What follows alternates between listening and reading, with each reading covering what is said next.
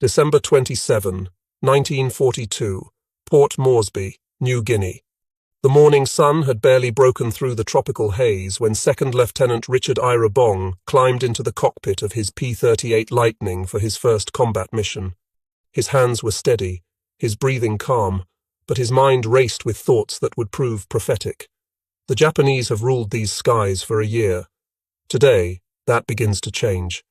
Through the plexiglass canopy, Bong watched as 40 Japanese aircraft materialized from the clouds, bombers escorted by the legendary Mitsubishi A-6M0 fighters that had terrorized Allied pilots across the Pacific.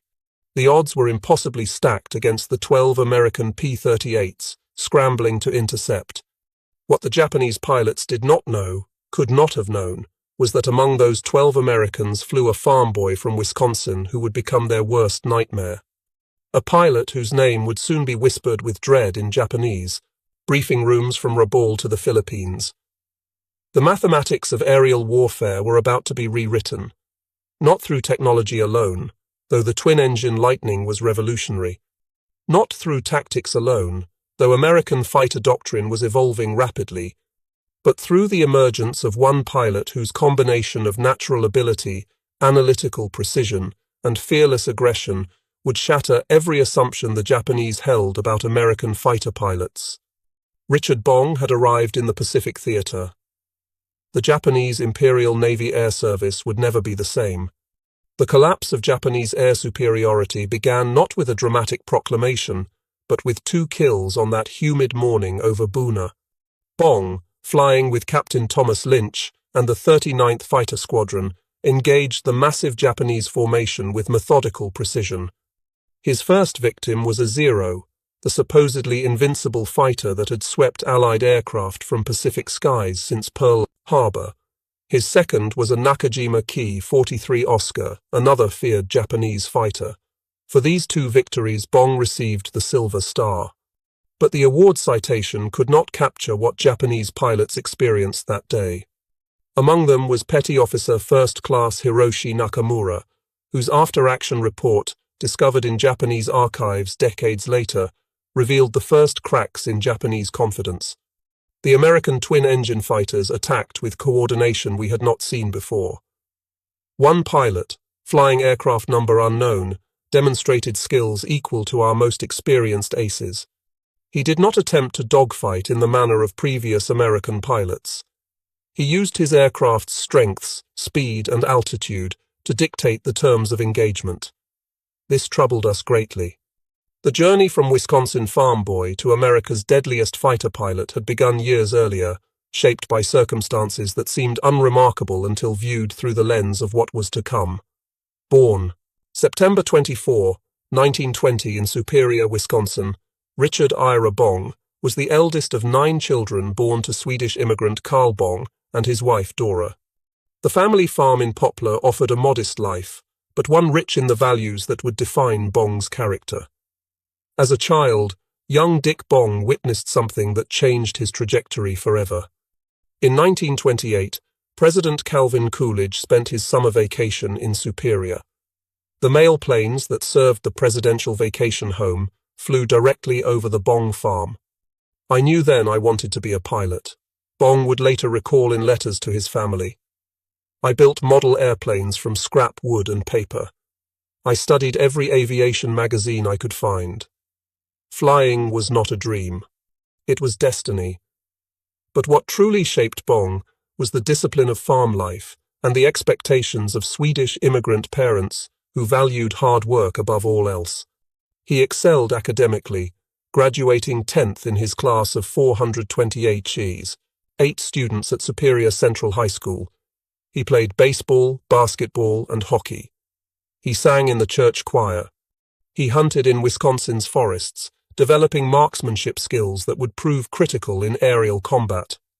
Most importantly, he learned patience, observation, and the analytical thinking that would separate him from other pilots.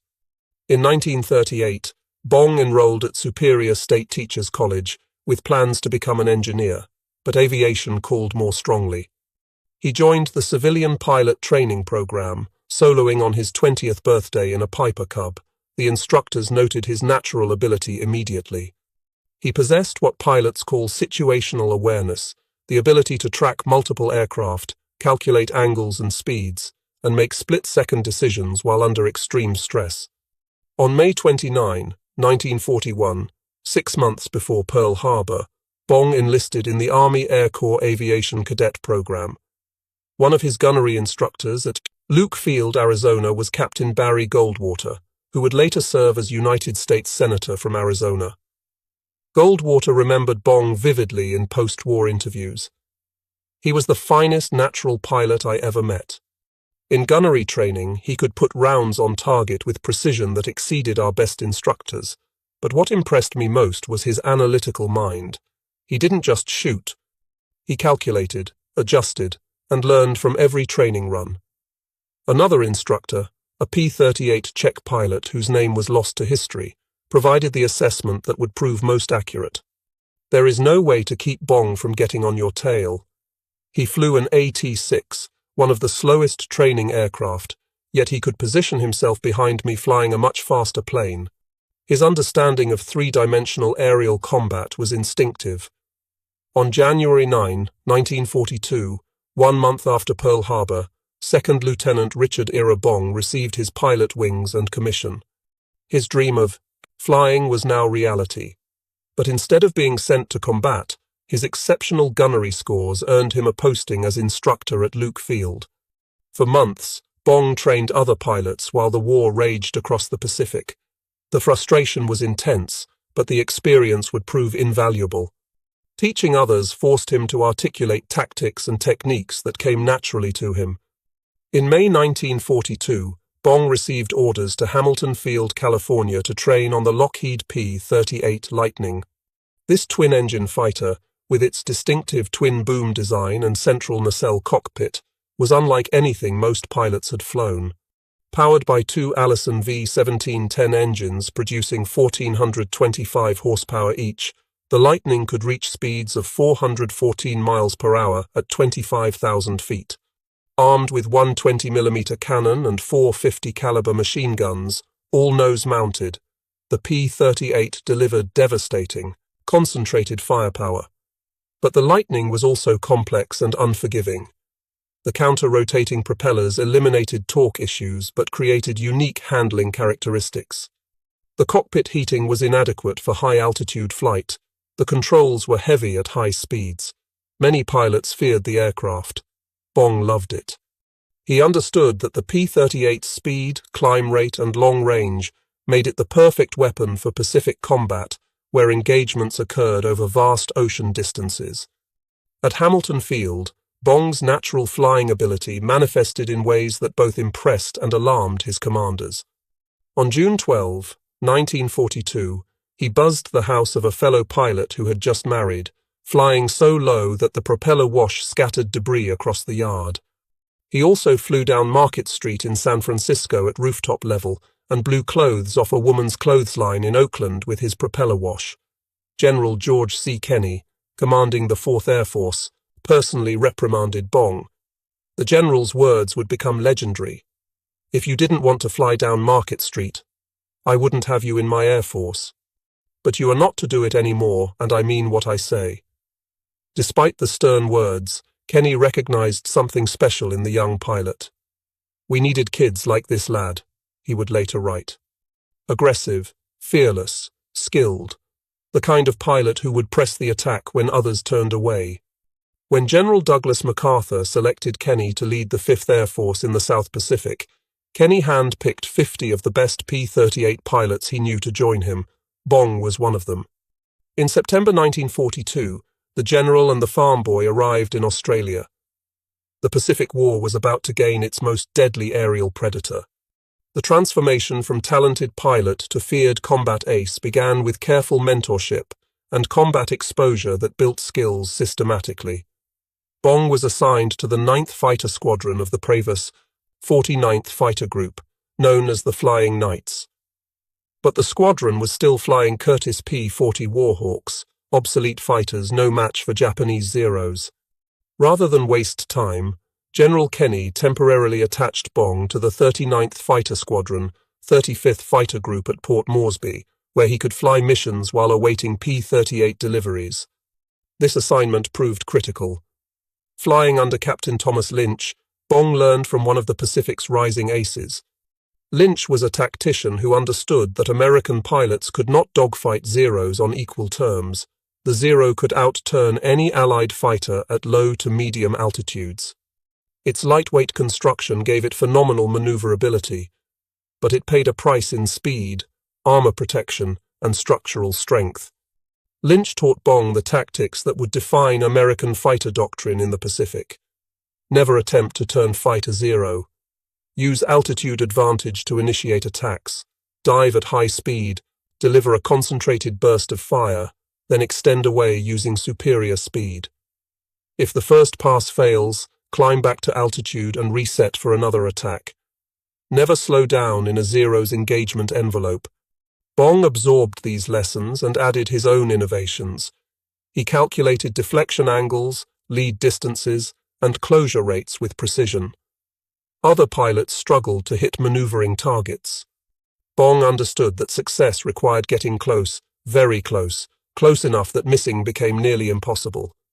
December 27, 1942, provided Bong's baptism by fire. When 40 Japanese aircraft attacked Allied positions at Buna, 12 P-38s scrambled to intercept. The odds were more than 3-1 against the Americans. Most pilots would have exercised caution. Bong saw opportunity. Flying alongside Lynch, he positioned himself above the Japanese formation and dove into the attack with throttles wide open. His first target was a Zero attempting to engage Lynch's aircraft. Bong's side slipped, aligned his nose-mounted guns, and fired a short burst at close range. The Zero disintegrated in mid-air, pieces tumbling through the tropical sky. 3 more Zeros converged on Bong's position. He dove toward the jungle canopy, the pursuing fighters following. At what he later described as 2 inches above the shortest tree in Buna, Bong pulled out of his dive. The sudden maneuver loaded his airframe with tremendous G-forces, but the P-38's sturdy construction held. 2 of the pursuing Zeros could not match the maneuver and crashed into the jungle. But Bong was not finished. As he leveled out just above treetop height, he spotted an Aichi D-3A Val dive bomber pulling out of its attack run. The bomber was vulnerable, slow, loaded with ordnance. Bong closed to point-blank range and fired. The Val exploded in a massive fireball. Too low to climb, Bong headed back to Port Moresby at minimum altitude, his heart pounding, his mind already analyzing the engagement for lessons learned. That single combat produced 2 confirmed kills and earned Bong the Silver Star. But the real victory was psychological. Japanese pilots who survived the engagement reported encountering an American pilot whose skill matched or exceeded their best aces. The reports were initially dismissed as combat exaggeration. They were not. Over the next 2 weeks, Bong demonstrated that his first combat success was no fluke. On January 7, 1943, Allied coast watchers reported a Japanese convoy moving along the south shore of New Britain, heading west towards Salamaua. 48 American fighters scrambled to attack. Bong, flying with Lynch and 6 other P-38s, missed the initial rendezvous with P-40 fighter bombers, but ran directly into the convoy's air umbrella of Nakajima Ki 43 Oscar fighters. The engagement lasted nearly 4 hours across 2 separate battles. In the first encounter at 15 hours, Bong engaged an Oscar in a 5-minute duel that showcased his tactical discipline. He refused to turn fight, instead using vertical maneuvers and speed to maintain advantage. When the Oscar pilot made a critical error, turning into Bong's pursuit instead of away, Bong closed to 50 yards and fired. The Oscar disintegrated. After refueling at Dobadura, Bong and the other P-38s took off for Leh, where they encountered 16 more Japanese fighters at 15:30 hours. Bong damaged 2 Oscars on his first pass, using the P-38's superior speed to blow through the formation. He then zoomed back to altitude, reset his attack, and destroyed 1 Oscar on his second pass. The next day, January 8, 1943, provided the engagement that officially made Bong an ace. While escorting bombers, 8 P-38s encountered approximately 20 Japanese fighters. The Japanese had numerical advantage and altitude. Standard doctrine suggested withdrawing to avoid unfavorable odds. Bong and his squadron mates attacked anyway. In the swirling dogfight that followed, Bong demonstrated the skills that would make him legendary. He shot down one fighter with a long burst from 200 yards, a difficult deflection shot that required precise lead calculations while both aircraft maneuvered violently. This kill, his fifth confirmed victory, earned Bong the designation of Fighter Ace and the Distinguished Flying Cross. More importantly, it announced to the Japanese that American pilots were learning to fight effectively in the Pacific.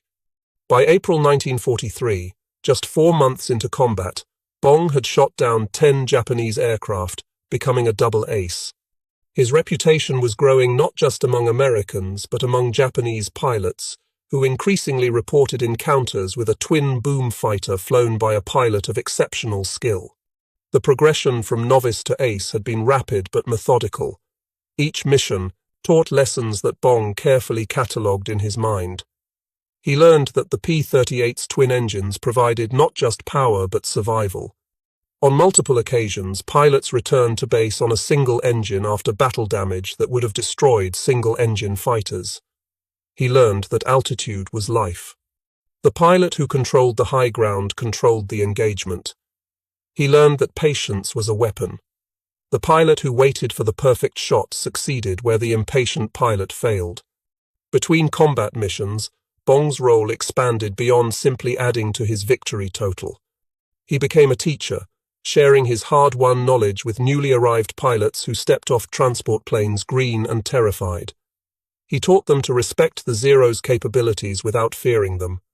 He taught them to use their aircraft's strengths, speed, firepower, and ruggedness, while avoiding its weaknesses, sluggish low-speed handling and poor roll rate at high speeds. His teaching methods were practical and direct. He would take new pilots up on training flights and demonstrate proper attack sequences. Climb above the target. Position yourself so the sun is behind you, blinding the enemy.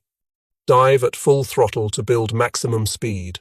Align your nose, not for where the target is, but where it will be when your bullets arrive. Fire a short burst, no more than 3 seconds. Watch your tracers and adjust. When you pass through the target's altitude, keep diving. Use your speed to climb back up and reset for another attack.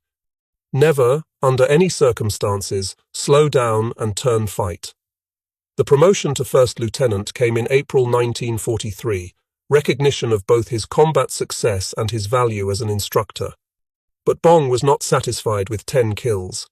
He had proven he could survive and succeed. Now he needed to prove he could dominate. But the engagement that would transform Bong from skilled ace to legendary fighter pilot occurred on July 26, 1943 over Lae, New Guinea. That morning, Bong led a flight of 10 P-38s on a sweep north of Lae when he spotted a Japanese formation of approximately 20 aircraft. The smart tactical move would be to radio for reinforcements and maintain altitude advantage until support arrived. Bong did not make the smart tactical move. He immediately led 3 successive attacks into the enemy formation. On his first pass, Bong destroyed 2 Japanese fighters with short, accurate bursts of fire. As he climbed back to altitude, 15 additional Japanese fighters arrived to reinforce the engagement. The odds were now more than 3-1 against the Americans. Most squadron leaders would have ordered withdrawal. Bong, disregarding the overwhelming enemy numbers, fearlessly led his flight back into the engagement. What followed was a masterclass in aerial combat. Bong destroyed 2 more aircraft in the second engagement, giving him 4 kills in a single mission. His wingmen described the action in after-action reports that still exist in military archives. Major Bong flew with absolute confidence.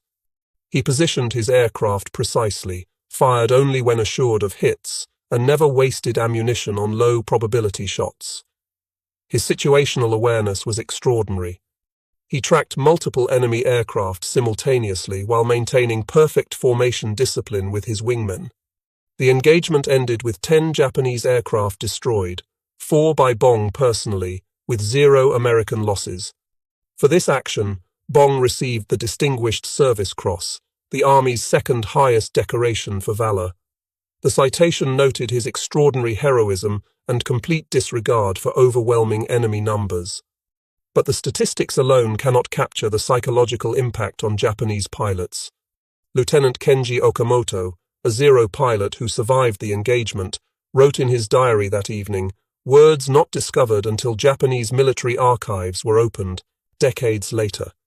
We encountered the American twin-boom fighter flown by the pilot, our intelligence calls the Ghost. He attacks from impossible angles with perfect precision. Our formation leaders now warn us specifically about this pilot. They say if you see the twin-boom fighter with red-painted wingtips and nose, disengage immediately. But disengagement is not always possible.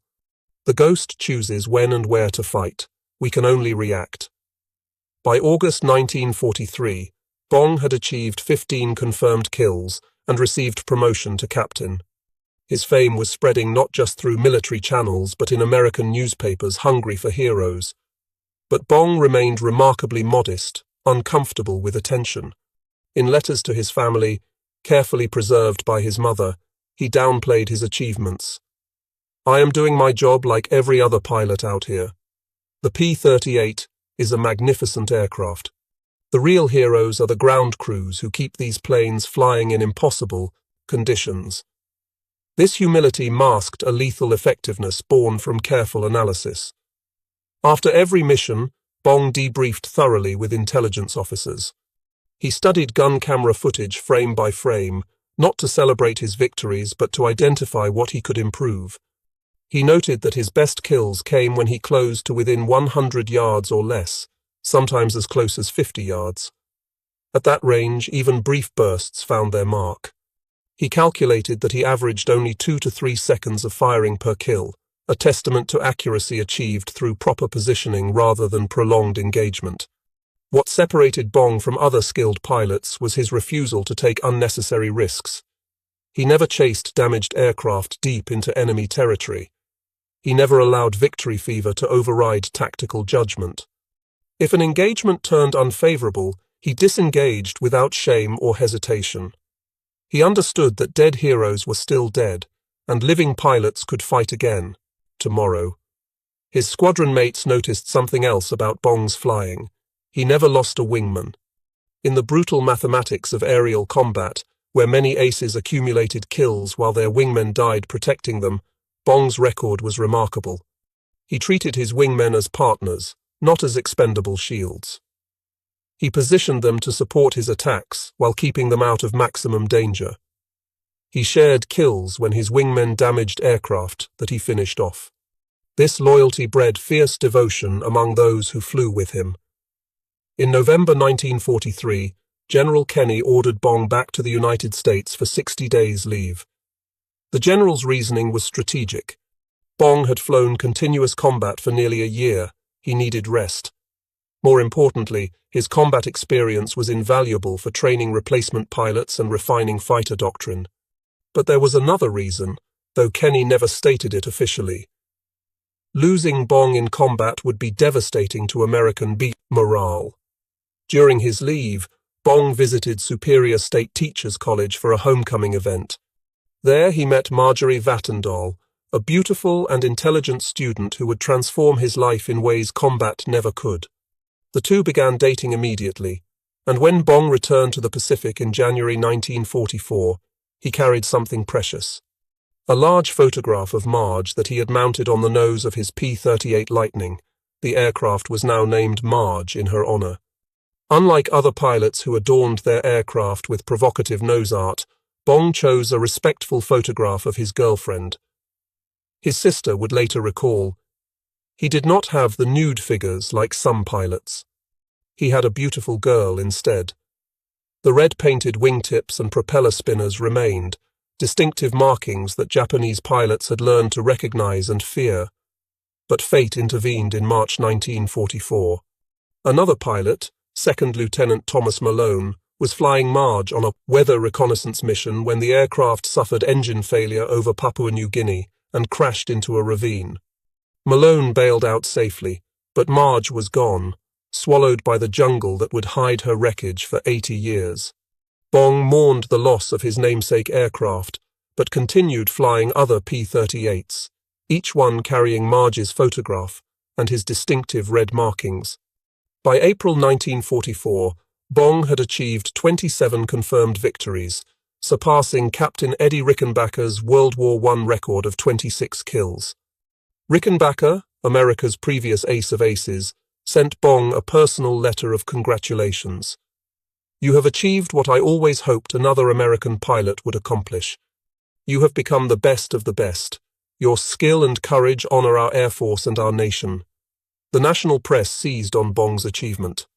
Newspapers across America proclaimed the modest pilot from Wisconsin as America's greatest fighter ace, Life. Magazine featured him in a photo spread. Radio programs broadcast interviews with him. Newsreel cameras followed his every move. The War Department, recognizing the propaganda value, promoted Bong to Major and sent him on a 15-state war bond tour. For 2 months, Bong visited training bases, gave speeches to overflow crowds, and helped sell millions of dollars in war bonds. He spoke at aircraft factories, encouraging workers that their efforts directly supported pilots like him in combat. He visited hospitals, talking quietly with wounded servicemen, offering encouragement without false optimism. He appeared at civic events where mayors presented him with keys to their cities and crowds cheered his every word. He hated every minute of it. In letters to Marge, Bong expressed his frustration. "I am not comfortable with attention and speeches. I belong in a cockpit, not on a stage. My squadron mates are still fighting while I tour the country. Every day away from combat is a day I date, fail my brothers in arms." The humility was genuine. Despite his record-breaking achievements, Bong saw himself as a pilot doing his job, nothing more. But the tour served its purpose. War bond sales surged wherever Bong appeared. Young men enlisted inspired by his example. Workers increased production knowing that real pilots like Bong depended on their efforts. The shy farm boy had become, against his will, a symbol of American fighting spirit. General Kenny understood this, even if Bong did not. The ace's value extended beyond the aircraft he personally shot down. He inspired thousands of others to fight harder, work longer, and sacrifice more. General Kenny understood Bong's feelings, but had a larger strategic concern. Bong's death in combat would devastate American morale. The solution was elegant. In September 1944, when Bong returned to the Pacific, Kenny assigned him to 5th Air Force Headquarters as an advanced gunnery instructor. The orders explicitly stated that Bong was permitted to fly missions but not to actively seek combat.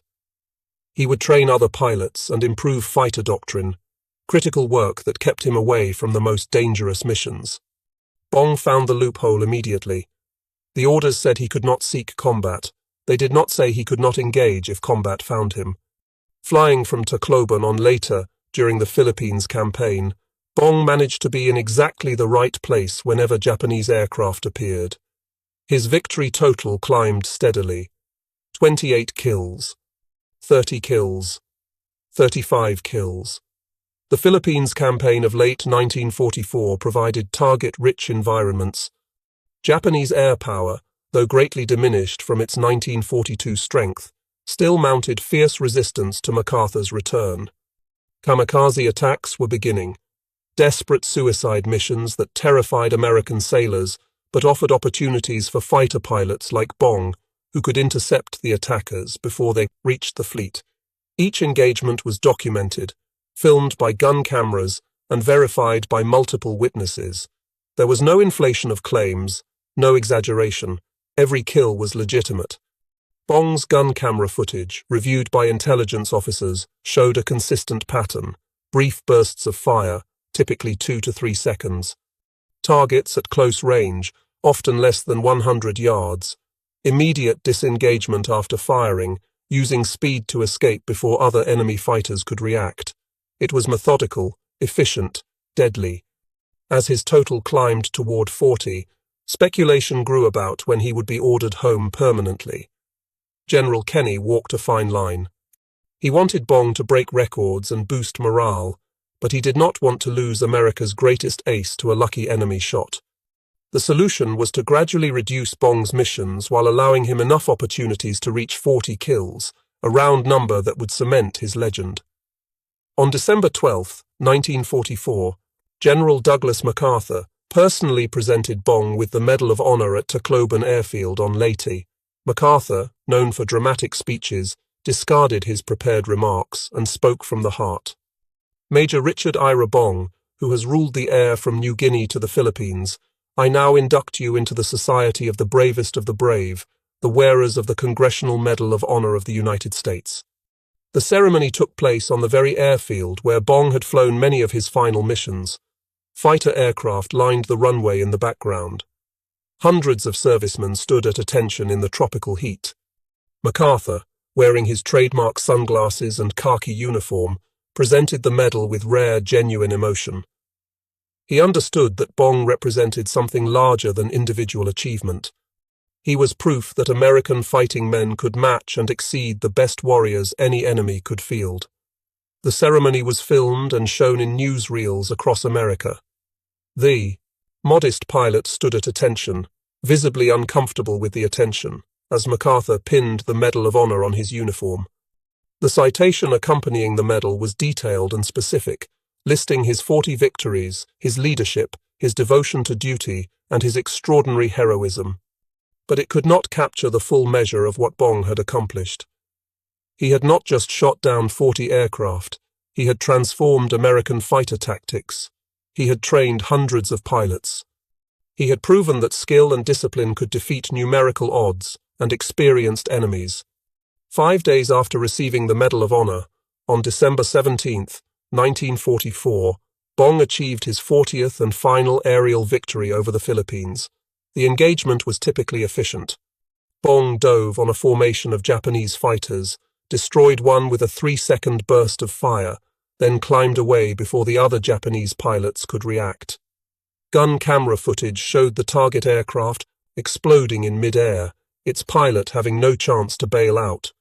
It was kill number 40, a record that would never be broken by another American pilot. Behind the scenes, both MacArthur and Kenny agreed. Bong had done enough. With 40 kills and the Medal of Honor, he would be sent home permanently before combat could claim him. The decision was strategic and emotional. Losing Bong now would be a propaganda disaster and a personal tragedy. He had earned the right to survive. In January 1945, Major Richard Bong returned to the United States as America's most celebrated fighter pilot. The press coverage was intense.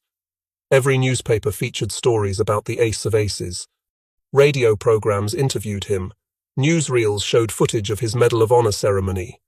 But what Americans wanted most was human interest. They wanted to know about Marge. On February 10, 1945, Richard Bong and Marjorie Vattendahl were married in Superior, Wisconsin. The wedding was press and scleze, front-page news across the nation. Hundreds of well-wishers attended. The ceremony was simple but elegant, reflecting both their small-town values and the genuine love they shared. The wedding took place at Concordia Lutheran Church in Superior. Marge wore a traditional white gown. Dick wore his Army Air Force's dress uniform, with his Medal of Honor prominently displayed. His squadron mates who could attend served as groomsmen. The church overflowed with family, friends, local residents, and reporters who documented every moment for a public hungry for good news after years of war. For Bong, who had spent 3 years in combat, the wedding represented normalcy, peace, and a future beyond war. In his wedding vows, witnessed by hundreds, he promised Marge a life free from the dangers he had faced. He spoke of building a home, starting a family, pursuing a career in aviation away from combat. The dreams were simple but profound for a man who had lived with death for 3 years. The reception was a joyous affair. Toasts were made, stories were told, laughter filled the room. For a few hours the war seemed distant. Bong danced with his new bride, smiled for photographs, and allowed himself to imagine a future where his greatest challenges would be civilian concerns, not life and death struggles at 20,000 feet. The couple honeymooned in California, where Bong had accepted a position as test pilot for Lockheed Aircraft Corporation. His combat experience made him invaluable for evaluating new fighter designs. He would help develop the next generation of American fighters, specifically the Lockheed P-80 Shooting Star, America's first operational jet fighter. It seemed the perfect assignment for a pilot of Bong's caliber. Test flying offered challenge and excitement, without the mortal danger of combat. He could build a life with Marge while contributing to aviation advancement. But jet aircraft in 1945 were experimental and dangerous. The experimental technology was cutting edge, the performance unprecedented, but the reliability was questionable. Jet engines were temperamental, control systems were unfamiliar. Safety procedures were still being developed through trial and error. Every test flight carried risk. On the morning of August 6, 1945, Bong reported to Lockheed's Burbank facility for a routine acceptance flight of P-80, a tail number 4485048. He had accumulated 4 hours and 15 minutes of flight time in the P-80 across 12 flights. By test pilot standards, he was still familiarizing himself with the aircraft's characteristics. By combat pilot standards, he was comfortable and confident. The P-80 Shooting Star represented America's future in aviation. With a top speed of 594 miles per hour, it was significantly faster than any propeller-driven fighter. Its sleek design, with the jet engine buried in the fuselage and air intakes mounted in the fuselage sides, was revolutionary. But the technology was so new that procedures were still being refined through operational experience. Every test flight contributed to the growing body of knowledge about jet aircraft operations. The pre-flight inspection revealed nothing unusual. Bong started the single Allison J-33 turbojet engine normally. The jet engine's whine was markedly different from the roar of piston engines he had flown throughout his combat career. He taxied to runway 15 and received clearance for takeoff at 14:30 hours local time. Witnesses watched as the sleek jet began its takeoff roll. The acceleration was impressive, the P-80 reaching rotation speed quickly. Bong lifted off smoothly and began climbing. At approximately 300 feet altitude, witnesses noticed puffs of black smoke from the engine. The aircraft began rolling to the right, then leveled momentarily. The canopy separated and tumbled away. Bong had initiated ejection procedures. But then the engine failed completely. The P-80 pitched nose down into a steep descent. Bong ejected clear of the aircraft, but his altitude was critically low, perhaps 200 feet. The parachute deployed, its canopy snapping open.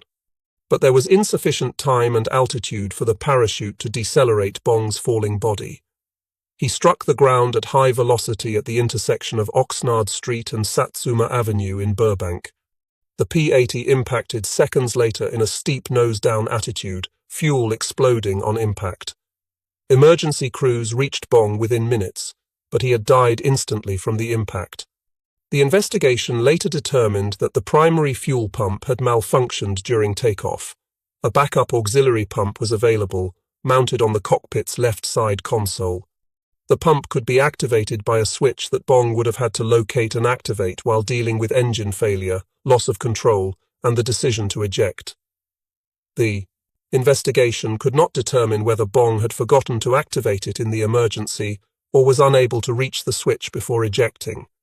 Another test pilot, Captain Ray Crawford, reported that Bong had mentioned forgetting to activate the auxiliary pump on an earlier flight when the primary pump failed temporarily. The oversight had been corrected in flight with no consequences, but test pilots were warned never to repeat such errors. In the unforgiving environment of experimental aircraft testing, there was often no second chance. The news of Bong's death reached the public on August 7, 1945. Newspapers across America placed the announcement prominently, many directly below headlines about the atomic bombing of Hiroshima the previous day. The cruel irony was inescapable.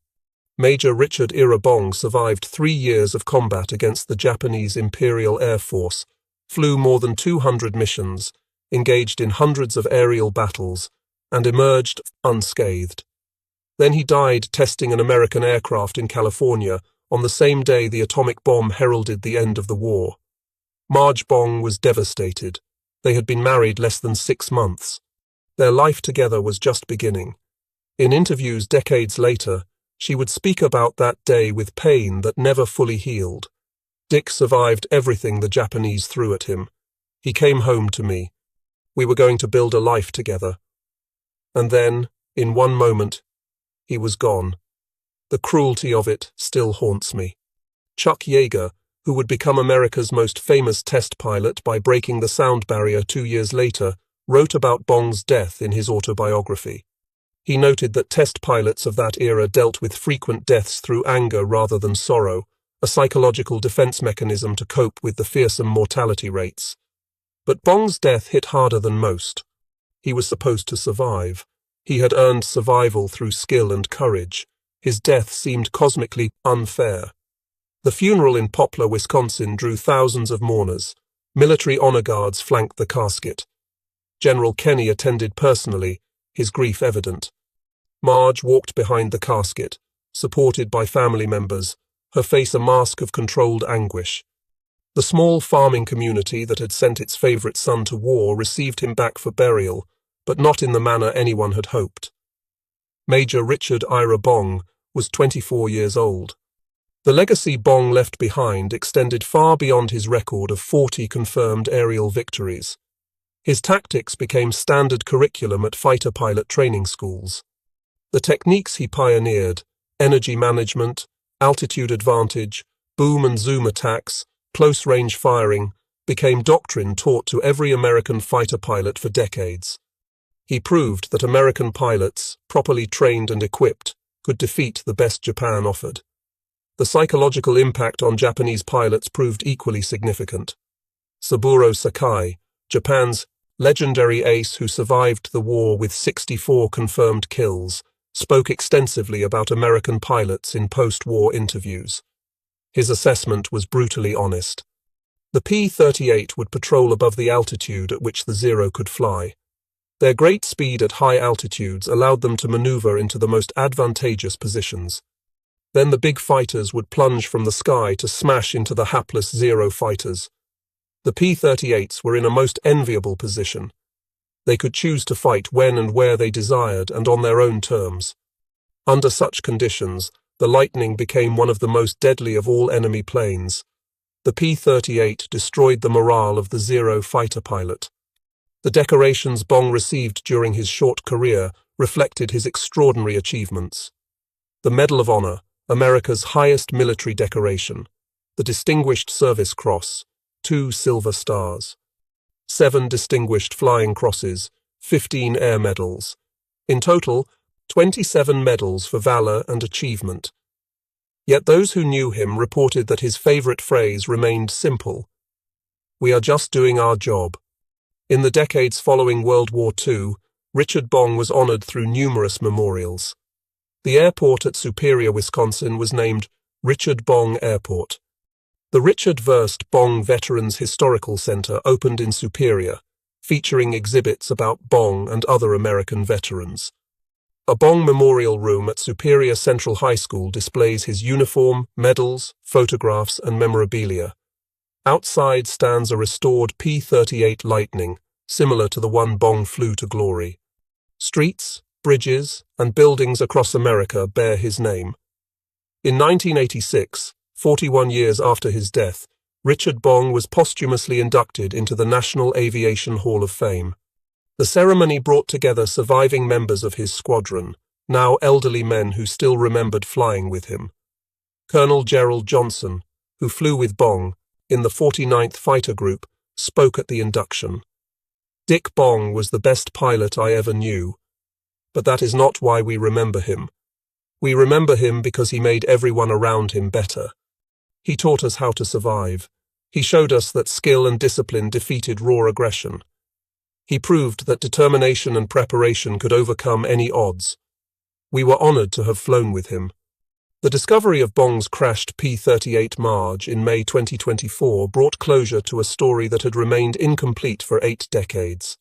On May 16, 2024, a joint expedition by the Richard I Bong Veterans Historical Centre and Pacific Rex discovered wreckage in a ravine in Papua New Guinea's Madang province.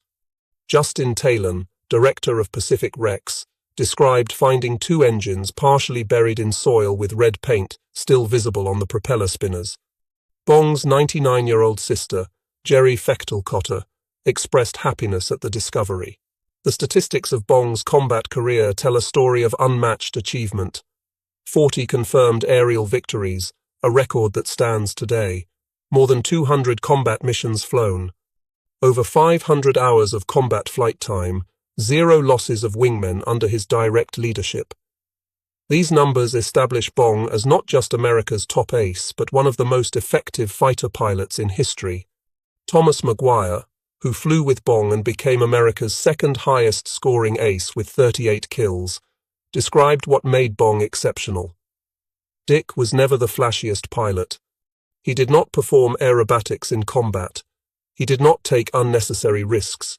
But he positioned himself perfectly, fired at the exact right moment, and never wasted shots. He treated aerial combat like an engineering problem. Calculate the angles, close the distance, eliminate the target, disengage safely. It was methodology applied to chaos.